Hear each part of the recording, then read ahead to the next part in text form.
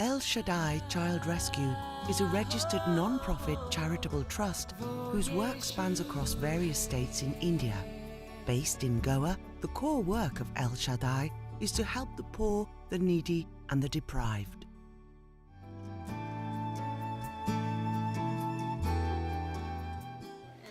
Well, I've been a doctor for about 35 years, and my main specialty actually is public health, which is actually looking at improving the health of communities and populations. We know that, for example, in a city like Mumbai, about 7 out of 10 people in that great city are living in slums. And by slums, we don't actually mean people who are living in nice houses and maybe they don't have sufficient income. These are people who are living in shacks made out of tin and cardboard, no fresh drinking water, no proper toilet facilities. This is the name of the slum is Malwani slum.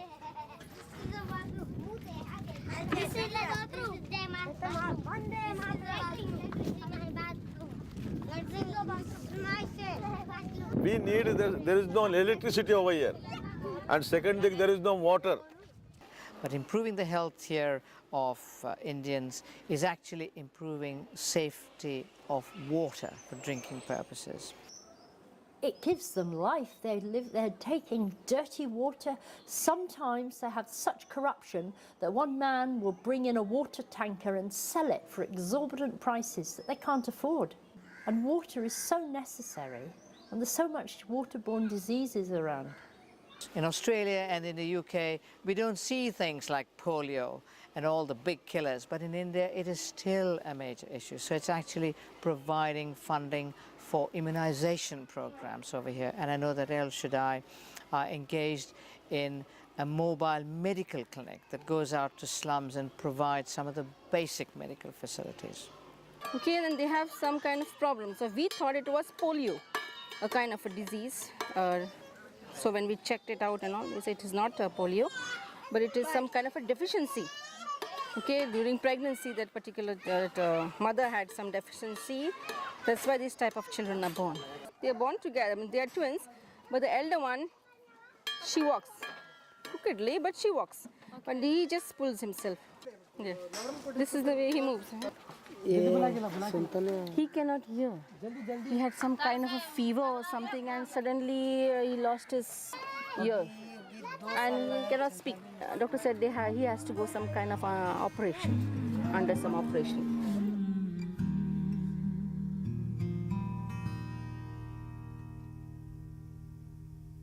Around the city of Margao, these are people who haven't even got a hut or a tent. They just sleep on the open ground in the old marketplace. It's bitterly cold at night, even in India, and they're just sleeping. Some of them are so drunk they're not even covered up, they're half naked.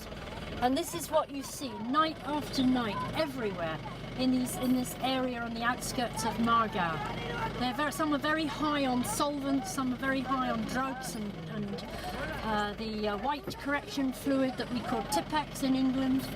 And there's children here curled up with drunks. It's just a horrible sight. And there's babies, there's a baby there on the ground. And we just don't know what we can do to help. There's just so many of them. There's so many. We just don't know how to help them. We've just done a feeding program and helped a load in another slum. But that other slum at least had tents. These have absolutely nothing over them. They're there's people there with not a shirt on their back, huddled together, some just naked with nobody. We want to help them stay in their community, not migrate into Goa and the big cities like Mumbai and Delhi and all these. Let them they don't want to move here. It's not their choice, but without water and without work, they've got to live. What we are doing now, we are trying to empower the villages by giving them goats, giving them chickens, giving them cows, helping them to repair their houses. We're encouraging people to stay back in their own villages, where they can make a life in their own village. Because when they migrate, one of the worst things happen is that they lose their culture. When they lose the culture, it's almost like they lose everything. El Shaddai schools not only teach the children basics, but they teach the children to dream. Learning English and learning to read and write would be impossible for these children without these schools. Sometimes the only meal they have is at school, but El Shaddai urgently needs funds to keep these schools running and to continue to open new shelters and schools in more areas. The need is so great and the help is so vital. We have to, first of all, we need education for them, because there is no education moving here and there, and their parents are working. And then someone kindly told me, you know, there's a caste system here. These are from the untouchables. If you're born as an untouchable, you know, you don't have a birth certificate. The government don't recognize that you exist. You can't go to school, you know, you can't go and see a doctor, you can't go to a dentist or anything like this. There's nothing guaranteed except your death. And I couldn't believe this. I said, well, where are their parents? They said, well, sometimes they don't have parents because they're made to get married very young. The month a girl has her first period, she is forced into a child marriage in this caste. And then the babies come along, and if a girl child is born, if there's no money for a dowry, they kill that baby at birth. I couldn't believe this. And I said, well, what else happens? And they said, well, when she's about 19 or 20, you know, she's gone off with this wretched husband she's been made to marry, who's usually drinks and rapes her and beats the children. She doesn't want to be with him anymore. Suddenly she's mentally aware that she can live with her children on her own, and she doesn't want him, so she takes them. Then she will meet someone that she loves, and he offers her a future. And she wants to marry him. But in this caste, no new partner would take other people's children. So she will go off with him, and the children will wake up beside the road one day, and Mummy's gone. And these are the children that we rescued. El Shaddai currently runs 3 daycare and night shelters in the key city areas of Panjim, Margao and Kalangut. The streets of these areas are filled with children who have been sent out to beg from tourists, pick rags, rummage through bins for recycling and work as child sex workers. Hundreds of these children come to these shelters to receive food, clothes, medical attention, counselling and education in a loving and caring environment. Field workers are also on the ground distributing these same services directly to children in the slums in and around these city areas. These Al Shaddai shelters are at the front line in the war against child abuse and poverty. For children who can no longer live with their parents, El Shaddai homes are a safe haven, providing a loving environment that these children can call home. If a kid wants to be a doctor, they'll help them achieve that goal. We registered as a charity called El Shaddai with one slogan: loving, sharing and caring. So love the unlovable and care for the ones whom nobody cares. Because of the society, the caste system, there is a bunch of people and nobody cares for them, and they are just like, you know, a rag on the street corners. And say like a city like Bombay, more than 70% of the people live in the slums. So they have no basic facility at all.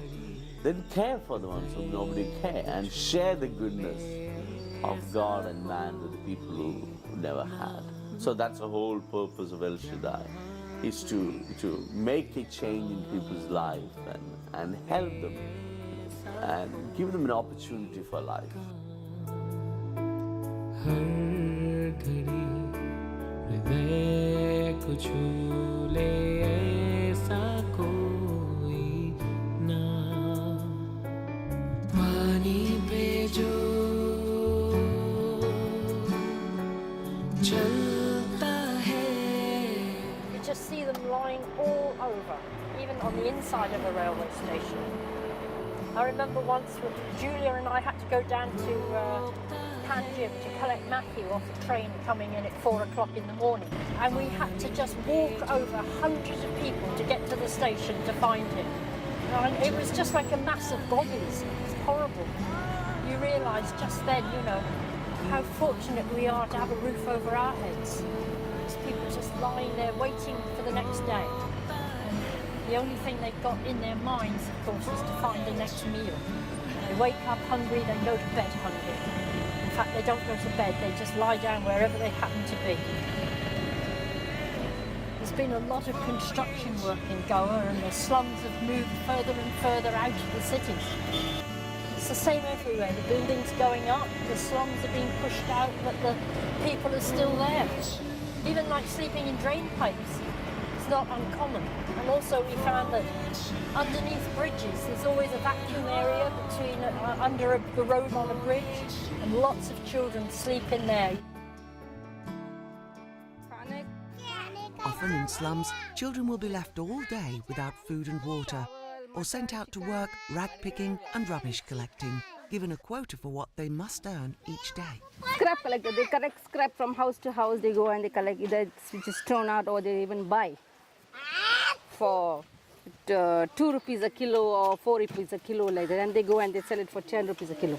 The older children will turn to crime or sex work to meet these quotas. The chula, if you want to see how they cook on the chula. See, this is the way they have bath here. It's the inside of the toilet. Not toilet, bathroom. They just go open, in the open they go for the toilet.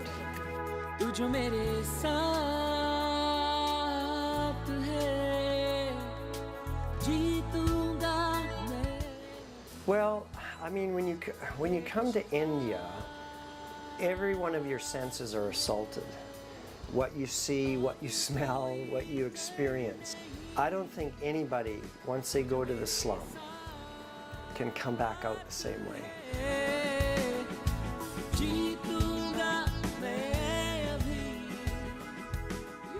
I've been a fundraiser for El Shaddai for about 10 years, and I'm on holiday, and I thought I'd come and see the work that El Shaddai do. Your money goes a long, long, long way, and there's an immense amount of smiles for an immense amount of children. Oh, it goes a long way here, yes. It doesn't go as far as it used to. Things have got a lot more expensive. And you won't regret giving here. A well actually costs, at the moment, up to £1,000, depending on how deep you want to dig it. And to sponsor a child, that costs us at the moment, to take a child off the road to the end, right the way through university, costs £25 a month now. I've worked with missions organizations in 45 or 50 nations, and very few compare to the integrity, the honesty, the transparency of El Shaddai. You come back going, we need to do something to help. Now, when I share this in Canada, people go, well, we can't help them all. Oh, understandably. How about we start with one? How about you start with one? And let's help that one. And then we'll help this one, and then the next one.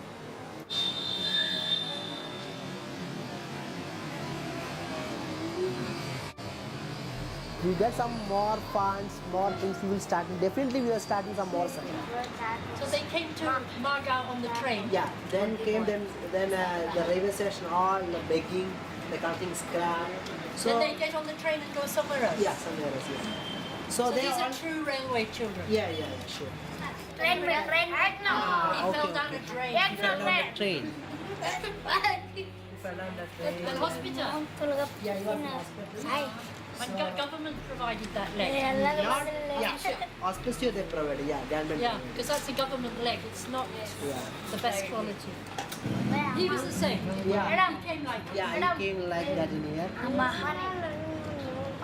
Look how clean he is now. Yeah, now this boy we have provided the night care. More than 3 months this boy is staying in here. He is very good in study. Yeah. He is going to school now. All of these boys would be good at study if they're given a chance. They just need a chance. So, like that more than 100 children. In the night time they are coming here, we will feeding the children in here. More than 100 like this? More than 100 children. Every night? Yeah. Just a chance in life. That's what the children need. Just a chance. For the price of a meal at a restaurant, you can save a child from a life of begging, rag picking, and worse still, crime and prostitution. With no food, no home, and no family, there is no hope for these children. Without this regular monthly support, El Shaddai is unable to take on new children or continue their ground level work in villages, slums and on the streets. Please help to give these children a chance in life. Give them hope and a future. Every day I just thank God for giving me the strength that I need. I think that's important. I focus all my work on one thing, teaching people to dream for themselves. So I know that once you have a dream, then you have the inbuilt power to overcome all the obstacles.